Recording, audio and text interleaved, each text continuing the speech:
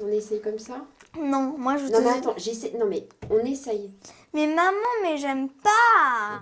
Si Emma a 11 ans et sa mère se crêpe le chignon tous les matins, ce n'est pas à cause du choix des barrettes. Le problème, la petite fille est très complexée par ses oreilles. Tous les jours, je mets des bandeaux. Comme ça, moi, ça peut, on va dire, faire une petite coiffure, même si c'en est pas vraiment une, mais ça cache toujours mes oreilles. Bandeau, bonnet, à cause de ses oreilles, la pauvre petite Emma est habillée pour l'hiver. Elle a entamé sa drôle de collection à l'âge de 7 ans pour fuir les moqueries de son grand frère. Mon frère, avant, il se moquait de moi et moi, je savais pas pourquoi. Et un jour, il m'a traité de Dembo. Ça me fait de la peine, enfin, j'ai quand même un peu la honte. Parce que pour moi, au fond de moi, je suis un peu la seule à avoir les oreilles décollées. Pour ne plus se sentir différente des autres, Emma a donc décidé de se faire opérer. Trop grande, trop grosse, trop décollée, on perd souvent de vue que les oreilles peuvent générer de sérieux complexes. Si certains les assument, voire en jouent, à l'instar de Danny Boone, d'autres font tout pour les oublier. Épilation, accessoires, des astuces simples existent, mais pour les cas les plus embarrassants, la chirurgie est la solution la plus efficace. Donc là, t'es vraiment décidée. Oui. Hein? Bon, ça te fait pas peur? Non. Aujourd'hui, Emma consulte pour la première fois un spécialiste. Une jeune fille de 11 ans dans le cabinet d'un chirurgien esthétique, ça peut choquer, pourtant rien de plus banal. En effet, l'autoplastie est l'opération la plus pratiquée sur les mineurs. Alors, les autoplasties, on les fait en général pas avant l'âge de 7 ans, parce que l'oreille grandit beaucoup avant 7 ans, et après, il y a une stabilisation de la taille de l'oreille. En effet, pas de chance pour Emma, avoir les oreilles décollées est une malformation congénitale. Un mauvais coup du sort en somme. Il y a ce qu'on appelle la conque, qui est la partie arrière comme ça. C'est sa conque qui est très très développée, Oui, qui est développé. et qui pousse l'oreille vers l'extérieur. Alors je vais diminuer une partie de la conque, et deuxièmement, je vais recréer le pli normal du pavillon de l'oreille. Rendez-vous est pris, l'opération est programmée pour le lendemain. Facturée 1 500 € en moyenne, elle est intégralement prise en charge par la sécurité sociale pour les mineurs. En revanche, passé 18 ans, il est impératif de prouver le préjudice subi pour espérer se faire rembourser. Heureusement, quelques accessoires suffisent parfois à venir au secours des majeurs. Tu devrais mettre la rouge au-dessus, voilà. Elle est plus adaptée. Stéphane est opticien visagiste. Selon lui, des lunettes savamment sélectionnées peuvent aider à camoufler les oreilles. Sans compter que pour les choisir, ses clients complexés n'ont même pas besoin de venir en magasin. Il a donc les oreilles décollées et en plus, il a les cheveux extrêmement courts, le cas classique. Grâce à un logiciel de simulation disponible sur Internet, il teste les montures à distance à l'aide d'une simple photo. Simon, 25 ans, lui a ainsi envoyé un portrait. Pour Stéphane, la première règle, oubliez la discrétion.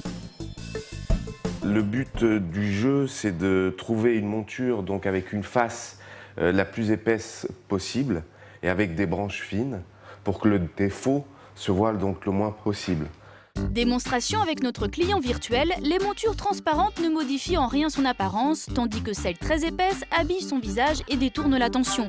En revanche, pour la couleur, mieux vaut réfréner ses désirs fantaisistes.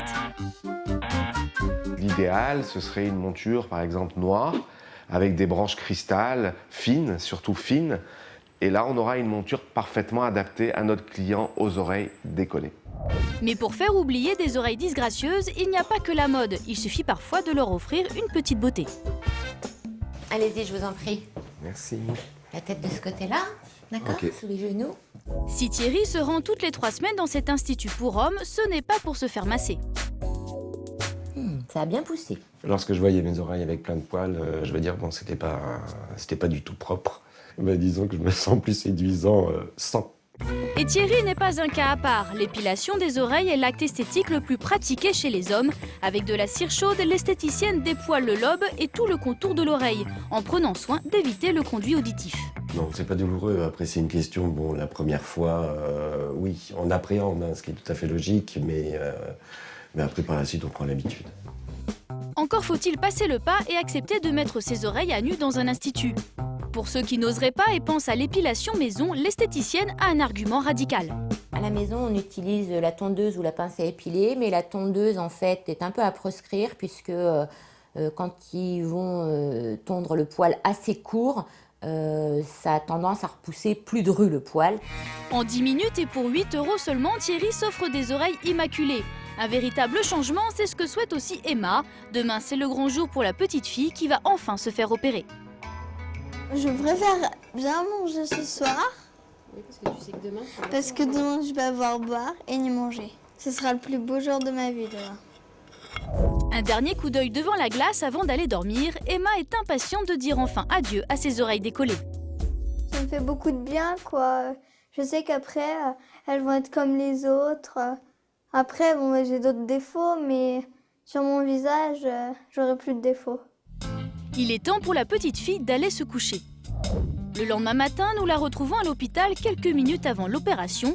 Loin d'être inquiète, Emma est tout sourire. Au revoir, Ray. Salut, bon courage. Hein. À tout à l'heure. En à peine plus d'1 heure, le chirurgien va corriger la malformation d'Emma. Il va rétrécir la conque, retravailler le cartilage et remodeler l'ensemble. À son réveil, Emma est encore un peu embuée, mais visiblement soulagée. T'es très fatiguée, chérie. L'opération d'Emma a été un vrai succès. 10 jours plus tard, la petite fille a retrouvé son ravissant sourire et pu jeter ses bandeaux aux oubliettes. Débarrassée de son complexe, elle a désormais tout pour être heureuse.